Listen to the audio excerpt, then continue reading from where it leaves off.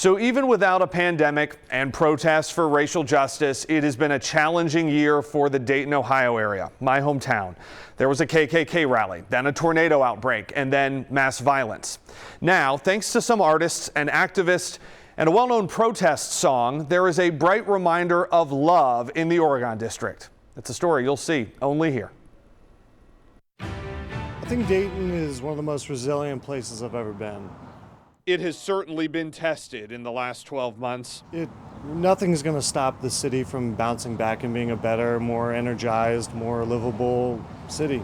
Zach Sliver has spent years volunteering, making Dayton better. Artists Adley Gaye and Tiffany Clark have been making it colorful. Tiffany and I's thought is that it's a big hug for Dayton. It's what we can do and how we can give back. Consider the three the arms of the hug. We were there as they started painting on the side of Blind Bob's on 5th Street, next to where 9 people were killed in a late-night massacre last August. When the KKK came to town, I protested. When the tornadoes happened, I was able to put gloves on and be able to clean up. So when this tragedy happened, I didn't know how to help. He'd raised money for murals before and knew Gaye. Clark was working on a mural down the street that August week. I feel like I heard all of their stories and took it in as much as possible to be able to make a piece that they asked for. Their design avoids tragedy. This isn't about death, it's about community, it's about love, it's about what we saw immediately afterward.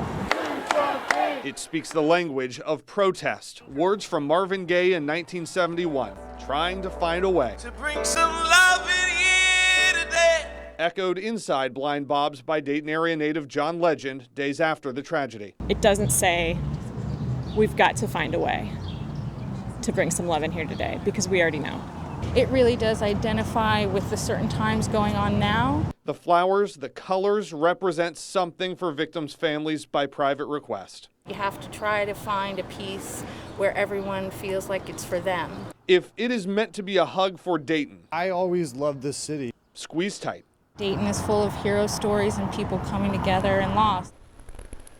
That mural on 5th Street is funded by $6,500 that Zach raised on GoFundMe right after the tragedy. There is leftover money, and it's being donated to the victims' families.